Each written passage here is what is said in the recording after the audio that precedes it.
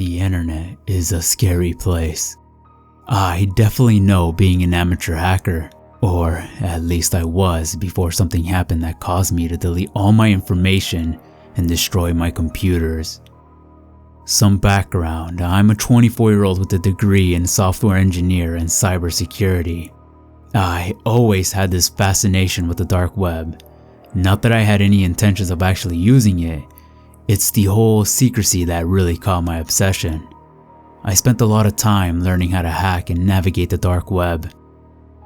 Anyway, I was searching through the dark web and discovered a black box, which essentially is used to ensure the storage and preservation of such vast volumes of content. An internet archive that has a way to parse, index, and physically encode the data while avoiding degradation and assuring accessibility in unknown future formats.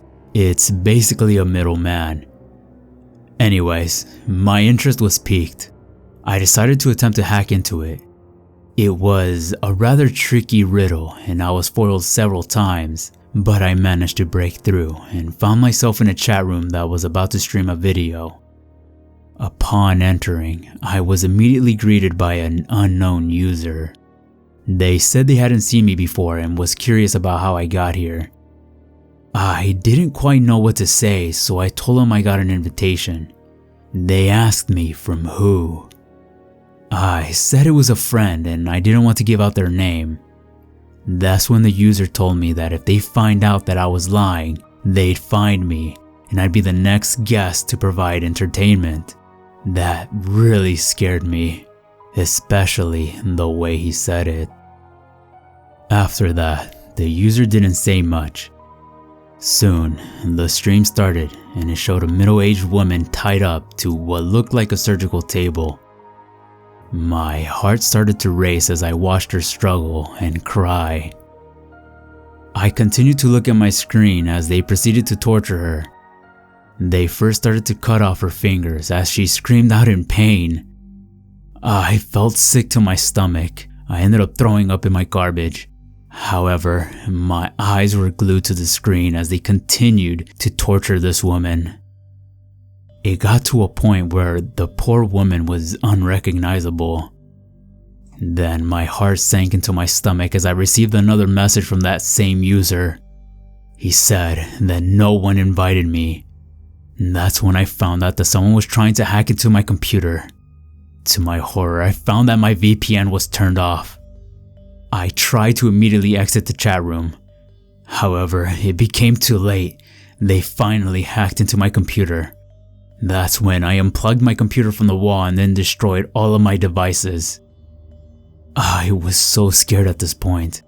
I didn't care about their worth. I even packed up all my stuff and left as soon as I could. I have been on the run ever since, always looking over my shoulder. I can't even sleep at night. To this day, I live in constant fear of my life.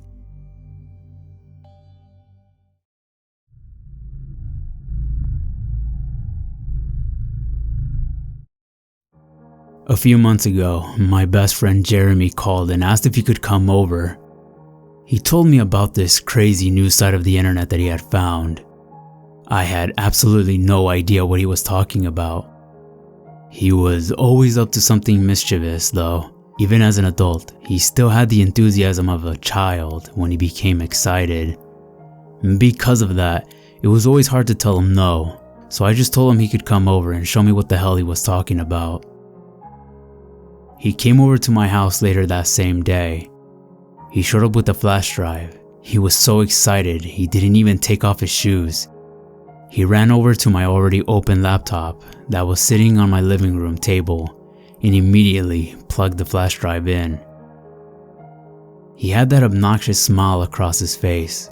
It was that same smile he made when we were kids. The same taunting grin he made right before we were about to do something our parents would be furious about. I told him in my playful voice, "So much for saying hello. You really should knock first. What if I was naked?" "Shut up and come sit down. Oh, and I'm sorry for just barging in like that." "Whatever, you're definitely not sorry. I'm going to make us some tea and I'll be right out." I smiled as I walked away. Around 10 minutes later, I came back in with 2 mugs full of freshly brewed tea. I sat the tea down on the table in front of my couch and sat down next to Jeremy. I looked over at my laptop. My eyes immediately fixated on the screen. The flash drive contained a whole different operating system. I watched my laptop boot up and start running an operating system I had never seen before. My eyes then shot their gaze at Jeremy. "What the hell is this? Is this going to mess up my computer? You know I can't afford another one if this one breaks. Most importantly, I need it for school. All of my schoolwork is on there." My voice was sharp, but before I could finish talking, he cuts me off. You worry way too much.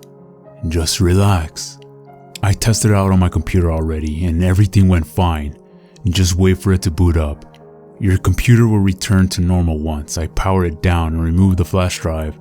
His voice had a reassuring tone.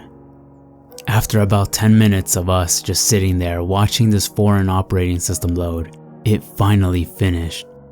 The home screen was a sold shade of blue, and there were only 2 icons. One was a web browser, the other was some sort of VPN. In the corner was a search bar. I tried typing all kinds of words in it, but nothing came up. Eventually, after I was done clicking around, Jeremy took over the controls. He opened up a web browser. It was a search engine that I've never seen before. Actually, it was a search engine that I've never even heard of. I watched him manically type in random numbers and letters into the search engine. Before I could even ask what he was doing, he hits enter and a Wikipedia page came up. Towards the middle of the page was a list of links. They all had different names: the credit card company, Guns Are Great, and the Stop Shop. Most links had extremely illegal titles and definitely led to illegal activities. Some of them were just downright disgusting and disturbing. I'd rather not go into detail about those links. Jeremy quickly identified what he was looking for. It was a link called the Gore Store. He was always into that kind of stuff. I never understood why. Gore was just fascinating to him. I myself could not say the same. It had to have been fake anyways, right? I just wanted to get it over with, so I sat quietly and waited for the page to load. Once it loaded, there were videos of different people getting killed in different ways. It was insanely graphic. He showed me 2 30-second clips before I had to run to the bathroom. I could hear Jeremy's laughter as I viciously gagged over my toilet. When I came out of the bathroom, the Gore page was gone and he was back on the Wikipedia page. Before I could ask what he was doing, he lets out a loud, "Aha!" "What is it? I'm not sure if this whole dark web thing is for me. Maybe we should turn it off." Before I could finish my sentence, he cuts me off again. Look what I found. It's pretty cool. I think you'll actually like it. He said it so confidently. I reluctantly agreed and sat back down on the couch beside him. The computer cursor was hovered over a link simply named Eyes. I was convinced it was about to be the most nauseating thing in the world. I pictured dangling eyeballs or blood-filled eye sockets. It had to be something along those lines. He could tell I was unprepared, and he immediately clicked the button after I gave a slight nod of approval. I was not expecting what I saw. They were eyes alright, normal eyes. It looked like a business page for selling contacts. It appeared very professional, and there was nothing strange about it, except for the fact that this seemingly normal business page was on the dark web. I had to look through their section and ended up asking Jeremy to buy me a pair. He already had the correct form of currency in some sort of account. He thought it was funny, of course, and bought them without a second thought. I thanked them and we talked about what they were going to look like. We were both excited. After Jeremy left that night, he took the flash drive with him. He explained that he was going to go away on a business trip and wouldn't be back for a week or 2. He said that he sent the package directly to my house, but to call him if there was any delivery issues. The estimated arrival date was 3 weeks from that time anyways. I figured he'd be back by then. That way, we could experience unboxing them and me struggling to put them in together. He did find the website and pay for them after all. 2 days later, I was surprised when I opened my front door to get the mail and saw a package at my front door. I quickly got my mail and took the package inside. I remember thinking these couldn't be the contacts. It was way too early. I grabbed the box cutter from the kitchen and started to slice open the package. There they were. The bright green contacts that had a slight blue fade were in that little box. They were beautiful. I know I told Jeremy that I would wait, but I was too excited. I took them out of the box and soaked them in the contact solution that came with the package. I smiled at the fact that my eyes were about to be a completely different color, even if it was only temporarily. I always wanted brighter eyes. I had never put in contacts before, so I expected to be quite tricky for my first try. To my surprise, I put both of them in with quite ease. It's safe to say that I gave myself a pat on the back. I was thoroughly impressed. It was like I had been doing it all my life. They slid right into place and didn't budge or slide at all. After looking in the mirror for who knows how long, I decided to call Jeremy and tell him about it. He didn't answer. I figured he was probably working or he would eventually call me back. When he didn't pick up, I looked back into the mirror, stunned by my new eye color. I started taking pictures to update my social platforms. My self-esteem skyrocketed. When I was done obsessing over my new contacts, I decided I should probably make dinner. I lived by myself and I always made way too much food. I'd use the leftovers for lunch, so it never really went to waste. That night, I decided to make a whole lasagna. It was one of my favorite meals, and I figured I could give some to my elderly neighbor as well. I put a pot of water on the stove to bring it to a boil. As I was pulling out the noodles, something caught my eye. It was like a quick shadow flew by my peripheral vision. I stopped and looked around, but I saw nothing. I remember thinking it was strange, but not uncommon. I thought it was my eyes just playing tricks on me. I finished prepping and lined the cooked noodles on a sheet of aluminum foil. I opened up a package of raw meat to cook in an already hot pan. As I went to open the meat, I glanced over the noodles. This time, I was looking straight at them. A wave of horror washed over my face. The noodles had turned into maggots. They were squirming all over the aluminum foil. I watched as some of them wiggled themselves off of the counter. Each time one hit the ground, I flinched. They were big. They were as big as the tip of my finger. I grabbed the broom and the garbage can and swept them all into the garbage. I took it outside to the garbage bin immediately. After that, I had completely lost my appetite. I decided I needed to take a bath to try to calm down and recollect my thoughts. I made some tea, lit some candles, and filled the bathtub. I slowly got into the bath as the hot water touched my skin. It was quiet and peaceful. I finally had time to think. I closed my eyes and let my head rest against the back of the tub.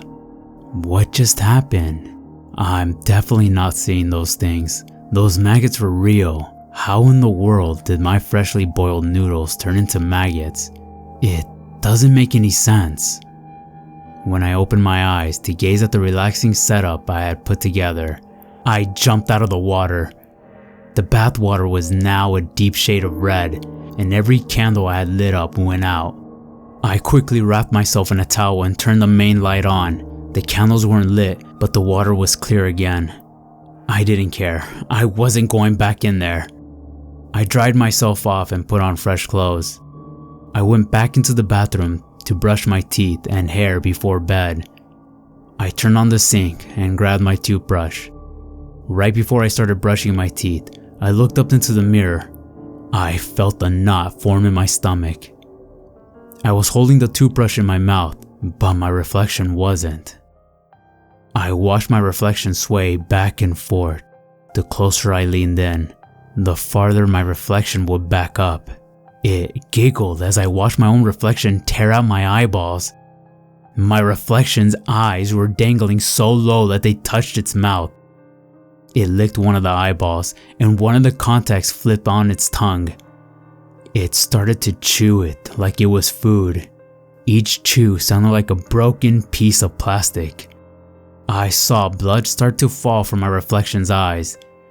I couldn't take it anymore. I washed down my mouth and ran back into my bedroom. I sat down in my vanity and tried to take off the contacts without looking into the mirror. I thought they'd be easy to remove since they were so easy to put in, but I was wrong. No matter what I did, they wouldn't budge, not even a little bit. I tried pinching it, moving it, pushing and sliding it. Nothing.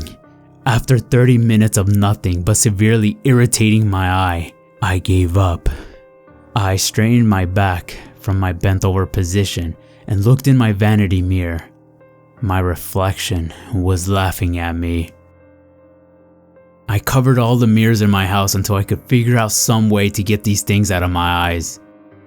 They were a pretty natural color, so if I went out in public, nobody would even notice I had contacts stuck in my eyes. I was also skeptical to call a doctor at the time, considering I received these contacts from the dark web. I realized I sure didn't want to sleep with them in, so I'd have to stay awake as long as possible until I found a solution. I went into my living room to watch TV. It was the only place in the house where I couldn't see myself in some way. My house looked slightly abandoned. I had blankets draped over anything that could cause a reflection. I leaned forward to grab the remote, which had fallen on the floor. Upon picking it up, I felt a sharp pain throughout my entire hand. I immediately dropped the remote and looked at my aching palm. Every inch of my hand was riddled in cuts. I watched the blood drip from my hand onto the floor. I looked down to find the remote still on the ground. The buttons stuck out and came to a sharp point. They were sharper than a newly opened razor. I kicked the remote as hard as I could. I heard it crash against the wall and hit the floor. With my head in hands, I heard the television turn on. It was playing a show I couldn't recognize. I lifted my head and looked towards the television. It was me. I was on my own television. The quality was grainy, but I could make out what was happening. The television showed me walking across the street from the local grocery store. On my way across the road, a huge truck came at full speed. In a blink of an eye, the truck hit me, and I watched my lifeless body drag against the sidewalk. Then it turned back off. I didn't even know what to do anymore. I was scrambling around trying to figure something out. I ended up calling Jeremy. He seemed a bit confused, and honestly, it didn't even sound like he believed me. It's like he thought I was joking around. He ended up just hanging up on me, thinking I was pranking him. When I hung up my phone, I slammed it down on my hallway floor. I had been sitting there ever since the television situation. Tears filled my eyes as I heard my phone vibrate against the wooden floor. I picked up my phone and saw it was a text message from an unknown number. "Go outside" is all it read. I tried calling the number back. Of course, that didn't work considering there was no number to begin with. The caller ID just said unknown. At this point, I was trying everything. What more did I have to lose? I walked past my kitchen and glanced over at the bowl of fruit I kept on the counter. They were all black and rotten. I didn't stop though. I just wanted to make it to my front door. I didn't plan on actually fully going outside, but a peek wouldn't hurt. At least, that's what I thought. Before I could put my hand on the doorknob, someone started knocking. "Package delivery." The voice was deep and foreign. I opened up my door just a tad, and there stood the delivery man. His eyes were wide. I mean, really wide. They looked dry, like he hadn't blinked in hours. He had slash wounds across his entire face and down his neck. He was incredibly lanky and tall. He reached out his arms to hand me the package, and I realized he was missing 6 fingers. The wounds looked incredibly fresh. Blood soiled the entire box. "Just leave it, I'll get it," I said quickly. I slammed the door in his face and locked every single door in my house that led to the outside. Once I was sure he was gone, I quickly grabbed the package and pulled it into the house. Everything around me was slowly decaying, even the people outside. I eventually made my way back to my room. My stairs were now littered with nails sticking directly upwards. I tried to avoid as many as I could, but I still stabbed the bottom of my feet multiple times. There were countless bloody holes in my feet. I walked into the bathroom that was connected to the bedroom once more. I pulled off the cover and looked at myself again. This time, my reflection was still laughing, but pieces of flesh dangled from different areas of my face. My neck was snapped and I had a noose around my neck. I haven't slept in 3 days. I'm afraid to go to sleep. What if I wake up and my entire house is embedded in barbed wire? What if my floor is completely made out of shards of glass? What if everything around me turns into an ultimate death trap?